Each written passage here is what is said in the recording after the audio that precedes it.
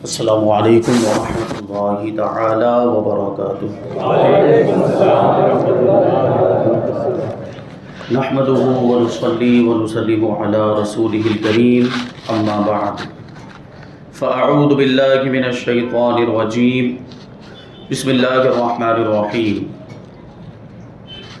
الا ان اولیاء اللہ لا خوف علیہم ولا هم يحزنون صدق اللہ العظیم۔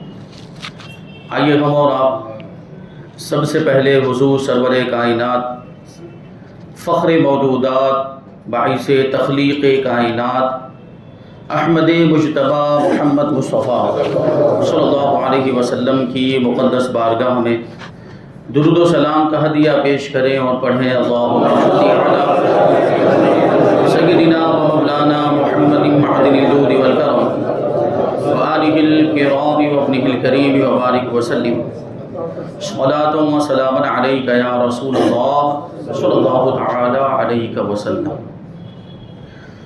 عزیزان ملت اسلامیہ، آج ماہ ربیع الاخر کی 11ویں تاریخ ہے، یعنی 11ویں شریف، غوث پاک رضی اللہ تعالی عنہ کی 11ویں شریف، اور اسی مناسبت سے انشاءاللہ تبارک و تعالی آج ہم سیدنا شیخ عبد القادر جیلانی بغدادی غوث اعظم رضی اللہ تعالی عنہ کا تذکرہ کریں گے۔ اللہ تبارک و تعالی ہم سب کو حضور غوث پاک رضی اللہ تعالی عنہ کے فیوز و برکات سے مالا مال فرمائے۔ ہمارے غوث پاک رضی اللہ تعالی عنہ کی شان ہی نرالی ہے۔ اللہ تبارک و تعالی نے بہت ہی اونچا، بلند و بالا مقام اور مرتبہ عطا فرمایا۔ غوث پاک رضی اللہ تعالی عنہ کے تعلق سے 3 سال سے آپ سنتے آ رہے ہیں۔ غوث پاک رضی اللہ تعالیٰ عنہ کی شان یہ ہے کہ پیدا ہوتے کے ساتھ ہی آپ نے رمضان المبارک کے روزے رکھے۔ شیر خارگی کے زمانے میں، دودھ پینے کے زمانے میں بھی رمضان المبارک کے روزے رکھے، اور غوث پاک رضی اللہ تعالیٰ عنہ دن میں 1000 رکعت نفل نماز پڑھا کرتے تھے، اور 40 سال تک آپ نے عشاء کے وضو سے فجر کی نماز ادا فرمائی، اور روزانہ 15 سال تک روزانہ ایک قرآن مجید ختم کیا کرتے تھے۔ یہ غوث پاک رضی اللہ تعالیٰ عنہ کی شان۔ آپ کے دست مبارک پر تقریباً 500 افراد کلمہ پڑھ کے مسلمان ہوئے، 500 کفار یہود و نصارہ کلمہ پڑھ کے مسلمان ہوئے، اور توبہ کرنے والے، گناہوں سے توبہ کرنے والوں کی تعداد تو لاکھوں میں ہے۔ یہ غوث پاک رضی اللہ تعالیٰ عنہ کی شان ہے۔ آپ کو اللہ تبارک و تعالیٰ نے ایسا اونچا مقام و مرتبہ عطا فرمایا کہ آپ کو اولیاء کرام کا سردار بنا دیا، آپ کو سلطان الاولیاء بنایا۔ اسی لیے غوث پاک رضی اللہ تعالیٰ عنہ نے منبر رسول پر کھڑے ہو کر یہ اعلان کیا تھا، قدمی ہاتھی علی رقبت کل ولی اللہ، کہ میرا یہ قدم ہر اللہ کی ولی کی گردن پر ہے۔ مطلب مجھے اللہ تبارک و تعالیٰ نے سارے ولیوں کا سردار بنا دیا، سارے ولی میرے مطیع ہیں، فرما بردار ہیں۔ یہ غوث پاک رضی اللہ تعالیٰ عنہ نے منبر رسول پر، بغداد شریف میں منبر رسول پر کھڑے ہو کر اعلان کیا تھا، اور یہ اپنی طرف سے نہیں کیا تھا، اللہ کے حکم سے کیا تھا۔ اللہ تبارک و تعالیٰ نے آپ کو حکم دیا تھا، کیونکہ یہ مقام و مرتبہ کہ آپ اللہ کے ولیوں کے سردار ہیں، یہ اللہ تبارک و تعالیٰ نے خود آپ کو عطا فرمایا ہے۔ تو سوچیں، ہم اللہ کے ولیوں کی کرامتیں سنتے ہیں اور ایسے عجیب و غریب، تعجب خیز، خلاف عادت واقعات سنتے ہیں، تو عام ولیوں کے واقعات اور ان کی کرامتوں کا یہ عالم ہے، تو غوث پاک تو ولیوں کے سردار ہیں، غوث پاک تو ولیوں کے سلطان ہیں، ان کی کرامتوں کا عالم کیا ہوگا۔ بے شمار کرامتیں کتابوں میں ملتی ہیں، اور روایت کرنے والوں نے، بیان کرنے والوں نے، لکھنے والوں نے لکھی ہیں وہ کرامتیں۔ ان کرامتوں میں سے چند کرامتیں آج میں آپ حضرات کے سامنے پیش کرنے کی سعادت حاصل کروں گا۔ یہ مقام و مرتبہ کیسے ملا وہ بھی غور کرنے کی ضرورت ہے۔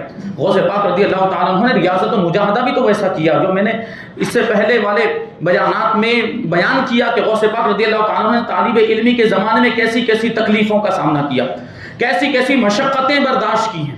تو جیسی محنت ہوتی، جیسی مشقت ہوتی، ویسا مقام و مرتبہ ملا کرتا ہے، یا جیسا مقام و مرتبہ ملنے والا ہوتا ہے ویسی اللہ تبارک و تعالیٰ محنت کرواتا ہے، ویسی اس کو تکلیف میں مبتلا کرتا ہے، مصیبت میں مبتلا کرتا ہے۔ تو یہ غوث پاک رضی اللہ تعالیٰ عنہ کی شان۔ لیکن جب وہ رتبہ مل گیا، جب وہ مرتبہ مل گیا، جب اس درجے پر فائز ہو گئے، تو پھر کیا شان تھی، کیسی کرامتوں کا ظہور ہوا۔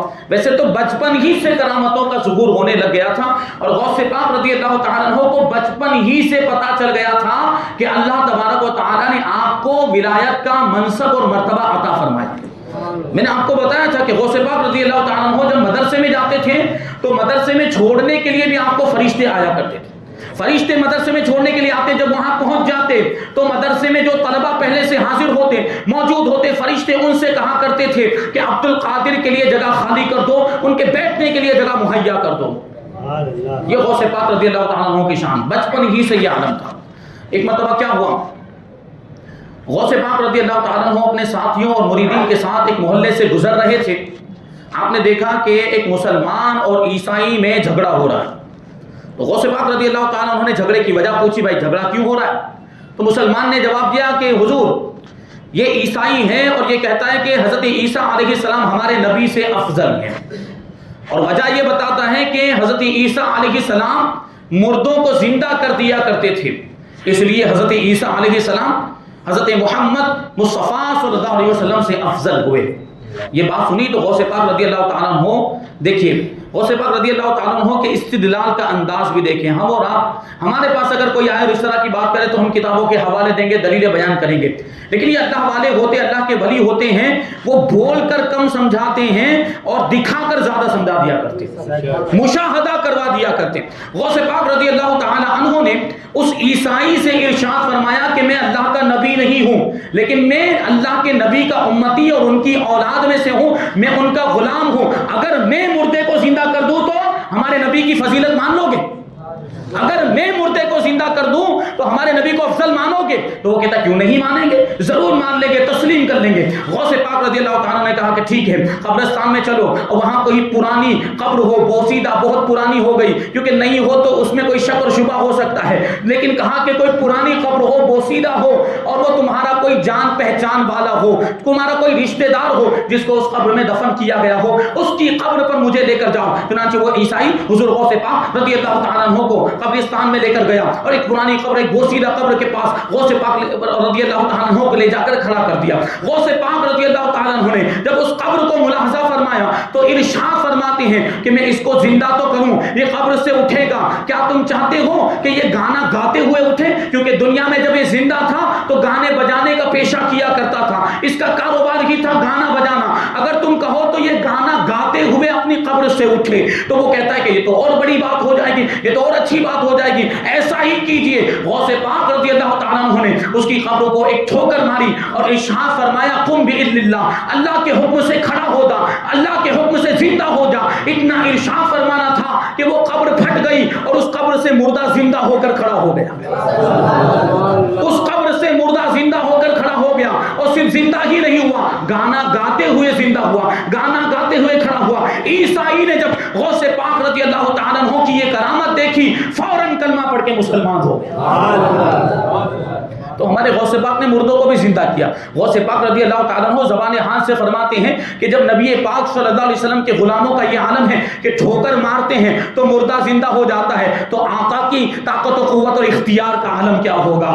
شاعر کہتے ہیں نا علامہ حسن رضا کہ جب ان کے گدا بھر دیتے ہیں, جب ان کے گدا بھر دیتے ہیں شاہان زمانہ کی جھولی, محتاج کا جب یہ عالم ہے تو مختار کا عالم کیا ہوگا. جو صاحب اختیار, یہ اولیاء کرام کو جو اختیار ملا ہے, اولیاء کرام کو جو کرامتیں ملی, جو تصرفات ملے ہیں, کہ نبی کے صدقے میں تو ملے ہیں. جب اولیاء کرام کی کرامتوں کا یہ عالم ہے تو نبی کے معجزات کا عالم کیا ہوگا. ایک مرتبہ غوث پاک رضی اللہ تعالیٰ عنہ اپنی خانقاہ میں تشریف فرما تھے کہ ایک بڑھیا آئی, اپنے بچے کو لے کر آئی, اور اس نے کہا کہ یہ میرا لڑکا ہے, آپ سے بڑی محبت کرتا ہے, اس کو اپنی خدمت میں قبول فرمائیں اور اس کو شریعت اور طریقت کی تعلیم دیں, یا آپ کی خدمت میں رہے گا. وہ پھر چلی گئے. غوث پاک رضی اللہ تعالیٰ عنہ نے اس کو ریاضت اور مجاہدہ میں لگا دیا. وہ عبادت کرنے لگ گیا, رات بھر تک عبادت کرتا تھا. اور جو عبادت اور ریاضت کرتے ہیں, مجاہدہ نفس کرتے ہیں, ان کا کھانا پینا بھی ویسا ہی ہوتا ہے, مختصر ہوتا. ایک عرصے کے بعد وہ بڑھیا آئی اپنے بچے کو دیکھنے کے لیے, اپنے لڑکے سے ملاقات کرنے کے لیے.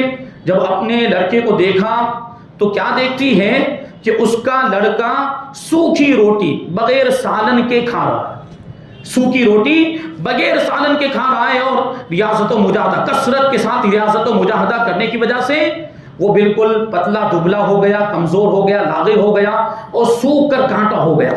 تو وہ بڑھیا بڑی جو ہے کہ غمگین ہوئی, رنجیدہ ہوئی, اور غوث پاک رضی اللہ تعالیٰ عنہ کی بارگاہ میں حاضر ہوئی. تو غوث پاک رضی اللہ تعالیٰ عنہ کی بارگاہ میں حاضر ہوئی تو کیا دیکھتی کہ غوث پاک رضی اللہ تعالیٰ عنہ مرغی کا گوشت تناول فرما رہے ہیں. غوث پاک رضی اللہ تعالیٰ عنہ مرغی کا گوشت تناول فرما رہے ہیں اور ایک برتن میں وہاں سائڈ میں کنارے پر ایک برتن میں مرغی کی ہڈیاں رکھی ہوئی. تو بڑھیا کہنے لگی کہ حضور آپ تو یہاں مرغی کا گوشت کھا رہے ہیں اور میرا بیٹا بغیر سالن کے روٹی کھا رہا ہے اور بہت ہی کمزور ہو گیا, پتلا دبلا ہو گیا ہے, لاغر ہو گیا, سوکھ کے کاٹا ہو گیا, آپ اس پر مہربانی نہیں کرتے, آپ اس پر شفقت نہیں کرتے, یعنی آپ جو کھانا کھا رہے ہیں وہ اس کو کیوں نہیں کھلاتے؟ غوث پاک رضی اللہ تعالیٰ عنہ نے اس کی اس بات کا کوئی جواب نہیں دیا, بلکہ وہ جو برتن میں ہڈیاں رکھی ہوئی تھی مرغی کی ہڈیاں, ان ہڈیوں کو جمع کیا, ان پر ہاتھ رکھ کے ارشاد فرمایا قومی باذن اللہ الذی یحیی العظام وہی رمیم, کہ اے مرغی اللہ کے حکم سے زندہ ہو جا, اس اللہ کے حکم سے زندہ ہو کر کھڑی ہو جا جو بوسیدہ ہڈیوں میں بھی جان پیدا کر دیا کرتا ہے. اتنا فرمانا تھا کہ وہ مرغی کی ہڈیوں پر گوشت آ گیا, وہ زندہ مرغی, وہ پوری مرغی کی شکل تیار ہو گئی, اس میں روح پھونک دی گئی, وہ زندہ ہو کر ادھر ادھر بھاگنے لگ گئی, چلنے لگ گئی. غوث پاک رضی اللہ تعالی عنہ نے یہ کرامت دکھانے کے بعد اس بڑھیا سے ارشاد فرمایا کہ تیرا لڑکا بھی جب اس مرتبے پر پہنچ جائے گا تو وہ بھی جو چاہے گا کھائے گا. تو یہ شان ہے ہمارے غوث پاک رضی اللہ تعالیٰ عنہ کی. ایک مرتبہ ایسے ہی ہوا, مجلس وعظ میں غوث پاک رضی اللہ تعالیٰ عنہ وعظ فرما رہے تھے, لوگ بڑی توجہ کے ساتھ سن رہے تھے کہ اسی درمیان ایک چیل چلاتی ہوئی وہاں سے گزری, آواز کرتے ہوئے وہاں سے گزری. تو جو مجلس کے حاضرین تھے ان کا ذہن پراگندہ ہو گیا, توجہ منتشر ہو گئی, ڈسٹرب ہوا. غوث پاک رضی اللہ تعالیٰ عنہ نے جب یہ ملاحظہ فرمایا جلال میں آ گئے, جلال میں آ کے ہوا سے ارشاد فرمایا کہ اے ہوا اس چیل کے سر کو اڑا دے. اتنا فرمانا تھا کہ حاضرین کہتے ہیں ہم نے دیکھا کہ اس چیل کا سر ایک طرف جا کر گرا, اس کا دھڑ دوسری طرف جا کر گرا, یعنی اس کا سر فوراً ہی اس کے جسم سے جدا ہو گیا. لیکن جب وعظ کی مجلس مکمل ہوئی, یہ اللہ والوں کی شان کے کبھی جلال میں کچھ اس طرح کے معاملات ہو بھی جاتے ہیں, لیکن پھر بعد میں وہ غوث پاک رضی اللہ تعالیٰ عنہ یا اللہ کے ولیوں کی شان, پھر وہ بعد میں اس کی تلافی بھی کر دیا کرتے ہیں. وہ چیل کو اس طریقے سے وہ چیل مر گئی. غوث پاک رضی اللہ تعالیٰ عنہ نے وعظ کی مجلس مکمل ہونے کے بعد اس کے سر کو اٹھایا, چیل کے سر کو اٹھایا, اس کے دھڑ سے اس کی گردن کو ملایا, وہاں پر ہاتھ رکھا, ہاتھ پھیرا, بسم اللہ پڑھا, وہ زندہ ہو گئی, اس کی گردن اس کے دھڑ سے جڑ گئی اور پھر وہیں سے اڑ گئی. مجلس کے جو حاضرین تھے وہ بیان کرتے کہ یہ کرامت ہم نے دیکھی تو تعجب میں پڑ گئے. غوث پاک رضی اللہ تعالیٰ عنہ نے وہ چیل جس کا سر دھڑ سے جدا ہو گیا تھا, سر کو دھڑ سے جوڑ بھی دیا ہے اور اس کو زندہ بھی فرما دیا. تو غوث پاک رضی اللہ تعالیٰ عنہ مردوں کو بھی زندہ کر دیا کرتے. تو سوچیں ہم اور آپ اگر غوث پاک رضی اللہ تعالیٰ عنہ کو مدد کے لیے پکاریں تو کیا وہ ہماری مدد نہیں کریں گے؟ یقیناً ہمارا عقیدہ ہے, ہمارا یقین ہے کہ غوث پاک رضی اللہ تعالیٰ عنہ کو جب پکارتے ہیں ہم تو وہ ہماری مدد کرتے ہیں. ہمارا ایک مخصوص نعرہ ہے, یا غوث المدد, یا غوث المدد. جب ہم یہ پکارتے ہیں, دل سے پکارتے ہیں, تو یقیناً غوث پاک رضی اللہ تعالیٰ عنہ ہماری پکار کو سنتے بھی ہیں اور ہماری مدد بھی فرماتے. بلکہ غوث پاک نے تو یہاں تک ارشاد فرمایا کہ اگر میں مشرق میں ہوں اور میرا مرید مغرب میں ہو اور اس کو کوئی تکلیف پہنچے تو میں یہاں سے اس کی مدد کر دیا کرتا ہوں. یہ غوث پاک رضی اللہ تعالیٰ عنہ کی شان. ایسے بہت سارے واقعات ہیں. ایک مرتبہ کیا ہوا کہ بغداد کا ایک بڑا ہی مشہور و معروف تاجر, اس کا نام تھا ابو غالب بغدادی, وہ غوث پاک رضی اللہ تعالیٰ عنہ کی بارگاہ میں آیا. شیخ ابو الحسن قرشی اور شیخ علی بن حیاتی یہ بھی حضرات وہاں پر موجود تھے غوث پاک رضی اللہ تعالیٰ عنہ کی خانقاہ میں. ابو غالب تاجر آیا اور عرض کرنے لگا کہ حضور آپ کے نانا جان کا ارشاد ہے کہ جس کو دعوت دی جائے اسے دعوت قبول کرنی چاہیے, تو میں بھی آپ کو اپنے مکان پر آنے کی دعوت دیتا ہوں, آپ میرے مکان پر تشریف لائیں, میری دعوت کو قبول فرمائیں. غوث پاک رضی اللہ تعالیٰ عنہ نے ارشاد فرمایا کہ مجھے اجازت ملے گی تو میں آؤں گا. آپ نے مراقبہ فرمایا, سر کو جھکا لیا اور تھوڑی دیر کے بعد ارشاد فرماتے کہ میں ضرور تمہارے مکان پر آؤں گا, تمہاری دعوت ہم نے قبول کی. وہ وقت مقررہ پر, جو دن مقرر ہوا تھا, جو وقت مقرر ہوا تھا, اس پر غوث پاک رضی اللہ تعالیٰ عنہ ابو غالب کے مکان پر تشریف لے گئے. شیخ ابو الحسن بھی ساتھ میں ہیں, شیخ علی بن حیاتی بھی ساتھ میں ہیں. جب ابو غالب تاجر کے مکان پر پہنچے تو کیا دیکھا کہ وہاں تو بہت سارے علماء مشائخ پہلے ہی سے موجود ہیں, اور بڑے بڑے عہدے والے, بڑے بڑے منصب والے, ارباب سلطنت بھی اور دربار میں رہنے والے لوگ بھی وہاں پر موجود ہیں. غوث پاک رضی اللہ تعالیٰ عنہ تشریف فرما ہوئے. آپ کے سامنے دسترخوان لگا دیا گیا, اس میں عمدہ قسم کے کھانے بھی لا کر رکھ دیے گئے, دسترخوان پر رکھ دیے گئے. اور تھوڑی دیر گزری تھی کہ دو شخص ایک بہت بڑا ٹوکرا اٹھا کر لائے, اور اس ٹوکرے کو لانے کے بعد دسترخوان کے ایک کنارے پر رکھ دیا, اور اس ٹوکرے کا منہ اوپر سے بند تھا, اندر کیا ہے وہ اوپر سے پتہ نہیں چلتا تھا. تو وہ جو مالک مکان تھا ابو غالب تاجر, اس نے اجازت دے دی کہ کھانا شروع کیا جائے. لیکن غوث پاک رضی اللہ تعالیٰ عنہ خاموشی کے ساتھ سر جھکائے رہے, نہ آپ نے کھانا شروع کیا نہ دوسروں کو کھانے کی اجازت دی. اب یہ سب لوگ ایسے ہی بیٹھے ہوئے تھے کہ غوث پاک رضی اللہ تعالیٰ عنہ نے شیخ ابو الحسن قریشی اور شیخ علی بن حیاتی کو حکم دیا کہ وہ ٹوکرا ہمارے قریب لے کر آؤ, وہ ٹوکرا جس کا منہ بندھا ہوا ہے اس کو ہمارے پاس لے کر آؤ. شیخ ابو الحسن کہتے ہیں کہ ہم دونوں نے وہ ٹوکرا اٹھایا اور اٹھا کر غوث پاک رضی اللہ تعالیٰ عنہ کے قریب لے گئے. وہ ٹوکرا بڑا ہی وزنی تھا, ایسا معلوم ہوتا تھا کہ اس میں کوئی بہت بھاری بھرکم چیز ہے. غوث پاک رضی اللہ تعالیٰ عنہ کی بارگاہ میں لا کر ہم نے وہ ٹوکرا پیش کیا, آپ کے قریب کیا, آپ کے نزدیک لے جا کر رکھ دیا. پھر غوث پاک رضی اللہ تعالیٰ عنہ نے ارشاد فرمایا کہ اس کا منہ کھولو. تو ہم نے اس کا منہ کھولا تو کیا دیکھتے ہیں کہ اس میں ابو غالب تاجر کا بیٹا موجود تھا. اس ٹوکرے کے اندر جو فالج زدہ تھا, یعنی اس کو فالج کی بیماری, پیرالائز ہو گیا تھا, لقوہ لگ گیا تھا اس کو, اور ساتھ ہی ساتھ وہ اندھا بھی ہو گیا تھا, اس کی آنکھوں کی روشنی چلی گئی تھی. اور یاد رکھیں غوث پاک رضی اللہ تعالیٰ عنہ کو دعوت دے کر اس کے مکان پر بلانے کا بھی مقصد یہی تھا, کیونکہ وہ اس زمانے کے لوگ جانتے تھے کہ غوث پاک کا مقام و مرتبہ کیا ہے, جو ٹھوکر مار کر مردوں کو زندہ کر دیا کرتے ہیں. وہ ایک فالج والے کی بیماری کو دور کیسے نہیں کر پائیں گے, ایک اندھے کی آنکھوں کی روشنی واپس کیسے نہیں لوٹا سکتے ہیں. وہ اسی مقصد سے غوث پاک کو اپنے مقام میں لے کر آیا تھا. تو غوث پاک بھی جانتے تھے کہ مجھے کیوں بلایا گیا ہے, اسی لیے تو مراقبہ فرمایا تھا اور ارشاد فرمایا تھا کہ اجازت ہوگی تو جاؤں گا. اجازت مل گئی تھی اللہ کی بارگاہ سے, اس لیے آئے تھے. اب وہ جو ہے ٹوکرا کھولا گیا, اس میں وہ اندر موجود ہے بڑا ہی کمزور, بالکل لاغر, نحیف و ناتواں, آنکھوں کی روشنی بھی جا چکی ہے, فالج کی بیماری, چلنے پھرنے کی طاقت نہیں ہے, چلنے پھرنے سے عاجز ہے. غوث پاک رضی اللہ تعالیٰ عنہ نے اس سے بھی یہی جملہ ارشاد فرمایا, قم باذن اللہ, اللہ کے حکم سے کھڑا ہو جا. اتنا فرمانا تھا کہ اس کی فالج کی بیماری دور ہو گئی, لقوے کی بیماری دور ہو گئی, جو پیرالائز ہو گیا تھا وہ پیرالائز دور ہو گیا, اس کے پاؤں میں, ہاتھوں میں چلنے پھرنے اور پکڑنے کی طاقت آ گئی. فوراً وہ ٹوکرے سے باہر نکلا, ادھر ادھر بھاگنے لگا, آنکھوں کی روشنی بھی واپس آ گئی. یہ کرامت دیکھی تو وہاں پر جو علماء موجود تھے, وہاں مشائخ جو موجود تھے, ان میں ایک شور برپا ہو گیا, سب تعجب کرنے لگ گئے, کیونکہ یہ غوث پاک رضی اللہ تعالیٰ عنہ کی شان ہے کہ آپ مردوں کو زندہ بھی کر دیا کرتے ہیں اور بیماروں کو شفا بھی دے دیا کرتے ہیں. شفا پاتے ہیں صدہا جاں بلب امراض مہلک سے, شفا پاتے ہیں صدہا جاں بلب امراض مہلک سے, یعنی اس بارگاہ سے ایسے مریض بھی شفا پاتے ہیں جو بالکل مرنے کے قریب ہو چکے ہیں, جن کو ہلاک کرنے والی بیماریاں ہو جاتی, وہ بھی اس دربار سے شفا پاتے ہیں. شاعر کہتے ہیں کہ شفا پاتے ہیں صدہا جاں بلب امراض مہلک سے, عجیب دار الشفا ہے آستانہ غوث اعظم کا, عجیب دار الشفا ہے آستانہ غوث اعظم کا. یہ غوث پاک رضی اللہ تعالیٰ عنہ کی بارگاہ, یہ آپ کا دربار ہے. اور غوث پاک رضی اللہ تعالیٰ عنہ کو اللہ تبارک و تعالیٰ نے یہ بھی طاقت و قوت عطا فرمائی کہ آپ تقدیر کو بھی بدل دیا کرتے ہیں.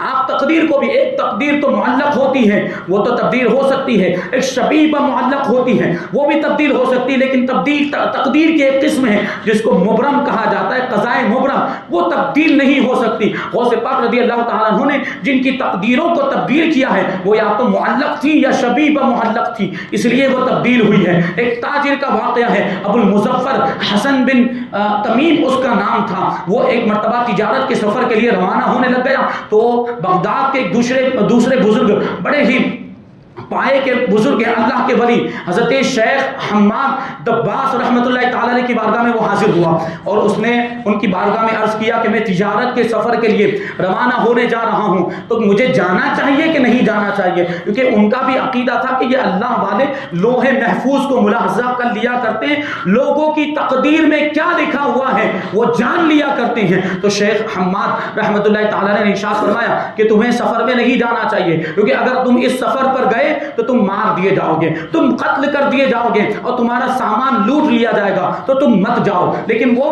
وہاں سے واپس ہو کر غوث پاک رضی اللہ تعالیٰ عنہ کی بارگاہ میں حاضر ہوئے اور غوث پاک رضی اللہ تعالیٰ عنہ کی بارگاہ میں بھی اس تاجر نے اپنا واقعہ بیان کیا اور شیخ حماد کا قول بھی بیان کیا کہ شیخ حماد نے ایسا کہا ہے کہ مجھے سفر میں نہیں جانا چاہیے ورنہ میں مار دیا جاؤں گا اور میرا مال لوٹ لیا جائے گا۔ لیکن غوث پاک رضی اللہ تعالیٰ عنہ نے ارشاد فرمایا نہیں، تم سفر میں جاؤ، تم سفر کرو، تمہیں کچھ نہیں ہوگا، تم صحیح سالم واپس آ جاؤ گے، میں اس کی گارنٹی لیتا ہوں، میں اس کی ضمانت لیتا ہوں۔ اب یہ اتنی گارنٹی کون لے سکتا ہے، ضمانت کون لے سکتا ہے جو اس مرتبے پر پہنچا ہوا ہو؟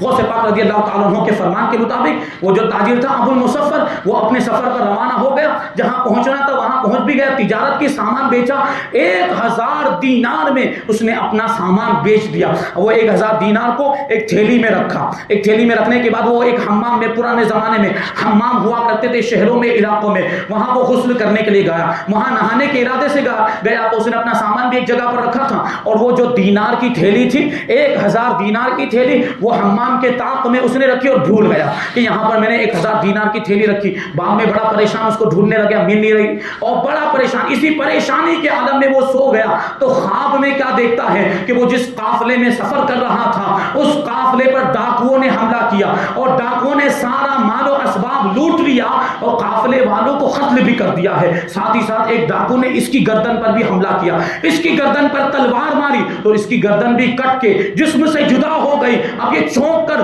بیدار ہوا، جاگ گیا، کیونکہ گردن پر اگر خواب میں بھی یہ واقعہ پیش آئے تو آدمی چونک جائے گا، اس کی آنکھ کھل جائے گی، تو اس کی بھی آنکھ کھل گئی۔ وہ دیکھتا ہے کہ تھوڑا سا درد اس کو محسوس ہو رہا ہے لیکن اس کی گردن سلامت ہے، اس کو کچھ بھی نہیں ہوا، کیونکہ یہ خواب کا واقعہ تھا، یہ حقیقت میں نہیں ہوا تھا۔ یہ غوث پاک رضی اللہ تعالیٰ عنہ کی کرامت تھی کہ جو واقعہ حقیقت میں ہونے والا تھا اس کو خواب میں تبدیل فرما دیا۔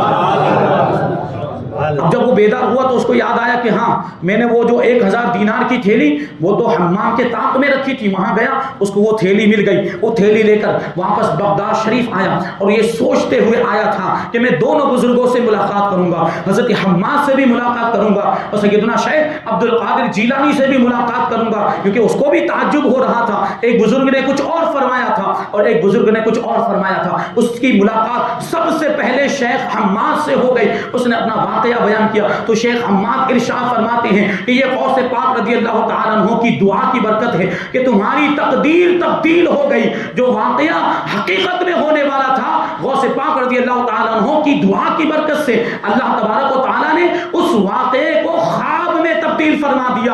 اور تمہیں معلوم ہونا چاہیے تمہاری تقدیر میں تو وہی لکھا ہوا تھا جو میں نے کہا تھا، تم ہلاک ہونے والے تھے، تمہارا مال بھی ضائع ہونے والا تھا، ڈاکو لوٹ لینے والے تھے، لیکن غوث پاک رضی اللہ تعالیٰ عنہ نے تمہارے لیے 70 مرتبہ دعا کی ہے، 70 مرتبہ دعا کرنے کی یہ برکت ہے کہ تم مال کے نقصان سے بھی بچ گئے اور جان کے نقصان سے بھی بچ گئے۔ اب وہ غوث پاک رضی اللہ تعالیٰ عنہ کی بارگاہ میں حاضر ہوا اور اس نے اپنا پھر وہ واقعہ بیان کیا اور شیخ حماد کی بات بھی بیان کی، شیخ حماد کے ساتھ جو گفتگو ہوئی تھی وہ گفتگو بھی بیان کی تو غوث پاک رضی اللہ تعالیٰ عنہ نے ارشاد فرمایا ہاں بے شک میں نے تمہارے لیے 70 مرتبہ دعا کی تھی اور اسی دعا کی برکت سے اللہ تبارک و تعالیٰ نے تمہاری تقدیر کو بدل دیا، بری تقدیر کو اچھا بنا دیا۔ یہ غوث پاک رضی اللہ تعالیٰ عنہ کی شان ہے۔